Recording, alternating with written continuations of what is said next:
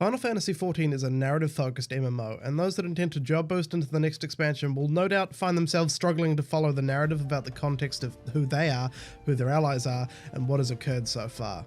Now, while this video won't, and frankly can't, provide an in-depth summation of everything that's occurred or the lives and experiences of all your allies, as that's simply impossible to do without at least a few hours, hopefully this will at least provide some bare essentials of world mechanics, experiences your character has gone through, and information of some of the allies you'll be undertaking this journey with.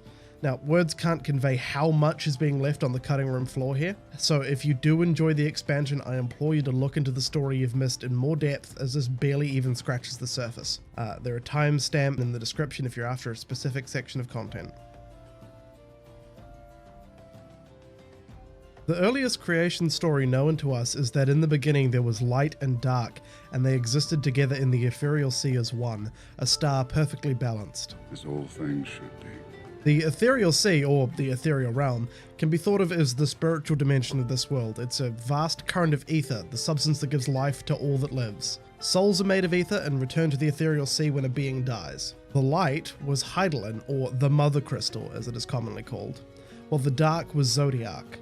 Now, Hydaelyn claims that Zodiac lusted for power and broke the balance between them. For this, she banished him, sundering the star into Earth and Moon. The fabric of reality itself cracked under the stress of the sundering, creating 13 alternate versions of the source, or the original world. These would be known as the shards, and serve as the barrier that maintains the separation between light and dark. Until the latest expansion, this game has occurred exclusively on the source, which is the original of these shards. However, the next expansion, Shadowbringers, will be leaving the source to travel to another shard called the First. The Earth was called Hydaelyn, for it was her in the most literal sense, and it is this world that has been the world of our game. The primary area on Hydaelyn is Eorzea, a realm made of the continents of Aldenard and Veerbrand. As of the start of Shadowbringers, Eorzea is shared by 5 allied city-states. Limsa, the thalassocratic nation of the Isle of Veerbrand, with a long history of piracy and nautical trade. Gridania, a nation of dense woodland that lives a sustenance life in harmony with nature. Uldar, the opulent, mineral-rich nation of the desert, ruled by a line of sultans and a syndicate of the most powerful and wealthy members of its nation. Ishgard, the frozen kingdom of the north that, until recently, was an isolationist theocracy. Recent events have driven it to intense reform, and it now stands as a bicameral republic. And Alamigo, a kingdom of the east that has only just been liberated from Garlean occupation at the start of Shadowbringers. The continent of Ilzabard rests on the border of Aldenard and Othard. Tormented by violent and extreme weather, it is home to the technologically advanced Garlean Empire, which is an expansionist force and one of the most recurring antagonists of this world. In Othard, or the Far East, there are 3 primary nations, Hingashi, Doma, and Dalmasca. As of the start of Shadowbringers, Doma is allied with the 5 city-states of Eorzea, having been freed from Garlean occupation by the protagonist in the last expansion. Your character in this game is known by dozens of aliases: the Hydaelyn's Chosen, the Icon Slayer, the Champion of Eorzea, but the most common of these is simply the Warrior of Light. Regardless of the title, your character is an adventurer bestowed with 2 unique boons, the first of which is called the Echo. The Echo is a power wielded by those that have had contact with a being known as Hydaelyn, and has 3 established powers. The power to transcend words, which is a form of universal communication. People with the Echo understand the intent behind words and can circumvent all communication barriers. Inversely, what an individual with the Echo says will be understood by all. The power to transcend time. The Echo allows individuals to see flashes of memory in nearby aether, both that of an individual's soul and the ambient aether of a location. This manifests in the form of mental flashes of memory of events that have already passed, granting insight into the past and the motivations and experiences of individual the Echo bearer interacts with. The power to transcend worlds. Some with the Echo are capable of temporarily leaving their physical form to traverse the ethereal plane and even communicate directly with Hydaelyn herself. In addition to this, individuals with the Echo are immune to tempering. Tempering is a process used by primal creatures to bend mortals to their will, and the Echo is the only known way to be immune to this power. The second boon you possess is the Blessing of Light. Distinct from the Echo, this is a more direct expression of empowerment and protection. The Blessing of Light is a power granted through crystals of aether that you gather along your journey, the invoking of which empowers the wielder to face down supernatural threats and survive dangers that would kill those who lack its protection. It is worth noting that the full extent of these 2 powers is not properly understood. There are other individuals that wield these powers or powers similar to it who have manifested different effects, and the fact that you don't have full mastery of this is a recurring theme.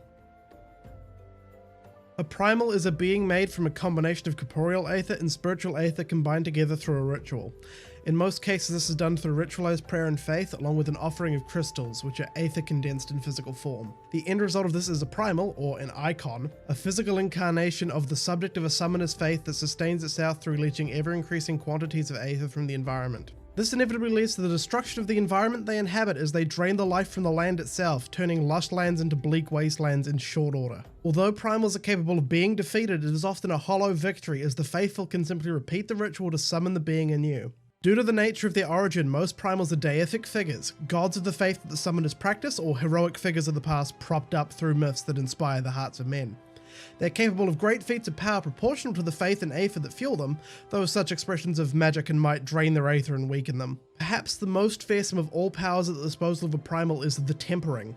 The mere presence of a primal is able to temper the minds of those near it, bending their hearts and minds to its will, and rendering the individuals as little more than obedient servants to the primal's desires. In all recorded cases, tempering is permanent and will persist even if the primal falls.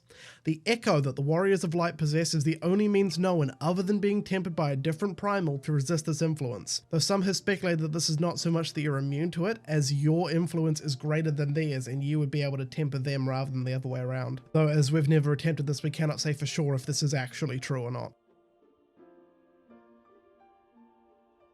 There have been many calamities in Heideland's history, 7 in fact, for each calamity marks a new era, but there is only one that people refer to as the Calamity.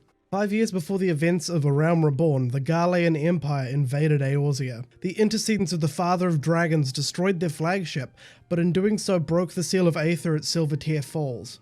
It flooded the land, allowing the myriad beast races access to enough aether to summon their primal gods with ease. In response to the spike in summoning, which the Empire sees as abhorrent and destructive, they approved the Meteor Project. Its intent was to pull an ancient Allegan satellite, Dalamud, from orbit and send it to impact against Eorzea to cleanse the land of all life.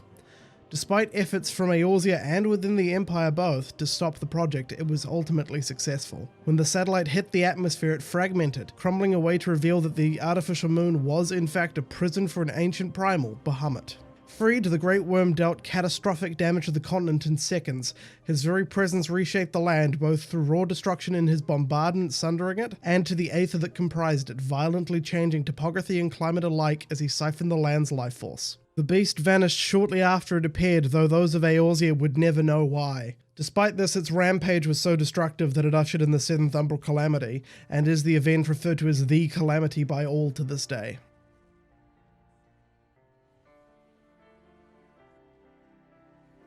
This tale will be a broad overview of the events that have happened so far and will leave out a lot of nuance.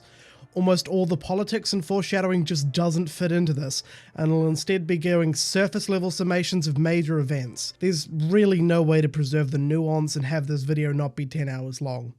I will not be commenting on any raid content or side quest content whatsoever, just the mandatory main story quests, and even those will not be getting the attention that they really deserve, but this should give you an idea of the broad strokes of what happened so far.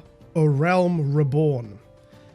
You start A Realm Reborn as a fledgling adventurer in one of the capital cities of Eorzea, working with the Adventuring Guild to solve local problems and establish a name for yourself. Granted the twin boons of the Echo and the Blessing of Light by Heideland, you prove far more capable than the average warrior at dealing with these threats, and through increasing acts of heroism in quelling regional conflicts, stopping criminals and clearing out dens of monsters, it becomes apparent to many that you are no mere adventurer, but one with the potential to inherit the legacy of the Warriors of Light. This leads to your invitation to join the Scions of the Seventh Dawn, an organization working to eliminate primals and protect the realm of Eorzea from all threats to peace. Your growing ability invokes the ire and attention of the Ascians, dark beings who work in the shadows to sow chaos among the realm. It quickly becomes apparent that these dark servants of Zodiac are behind the recent boom in primal summoning.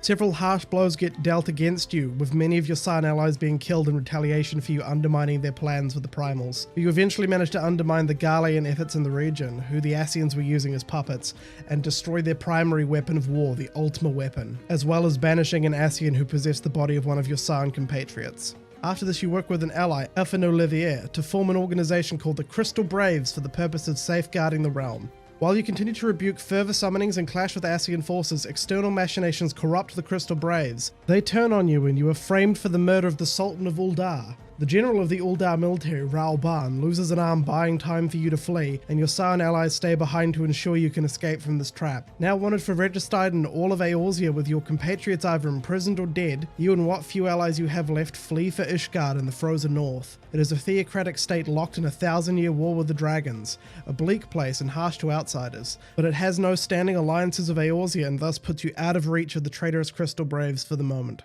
Heavensward.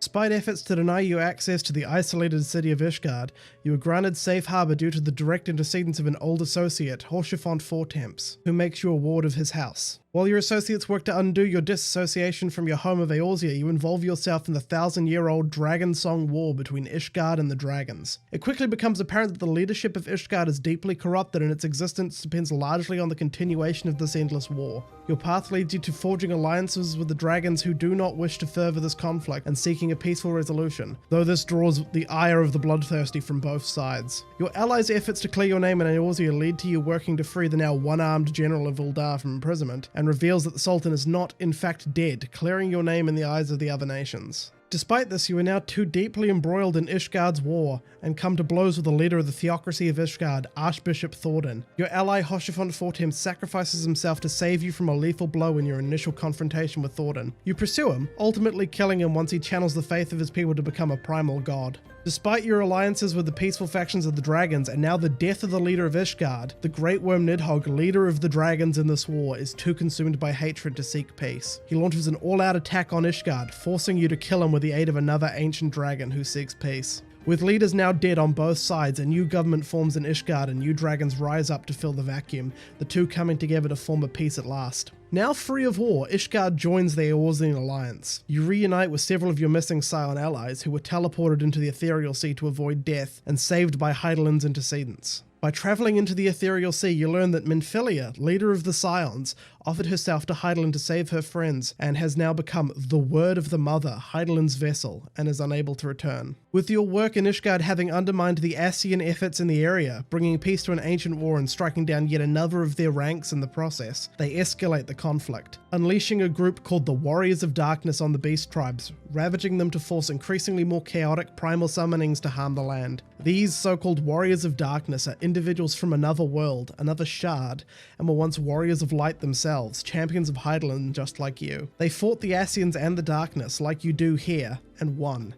But their victory destroyed their home. A flood of light came to consume their world once the balance between light and darkness was thrown off, and now they have joined the Ascians to try and stop the same from happening here. The clever machinations of Urianger of the Scions brings about Hydaelyn's intercedence in this matter, and speaking through Minfilia, she states that she will fix the flood of light on the first, that she never wanted this. This ultimately placates the Warriors of Darkness, and they leave to return to their home, the First Shard, with her. Meanwhile in Uldar, a man named Ilbert, who is now leader of the traitorous Crystal Braves, works with the Ascian Elidibus. The Ascian arms him with tremendous levels of aether, and after rallying the Alamegan refugees, he leads an assault on Belsar's Wall, the border the Garleans built to secure their occupation of the nation of Alamigo. Despite your efforts to stop him, he launches a large-scale assault on the wall and sacrifices his life to summon a powerful primal, Shinryu. A scion by the name of Papalimos sacrifices his life to buy you time to escape from this incredibly powerful summon, and you're forced to activate an ancient weapon of war called Omega, a relic of a long-past civilization, in order to fight it. In the conflict, both Primal and Machine vanish into Alamigo. Between this conflict and the outright attack on Belsar's Wall, Ilbard achieved his goal. War between the Garleans occupying Alamigo and the Eorzeans was now inevitable, and you were left with no choice but to fight them back and in doing so liberate their occupied people.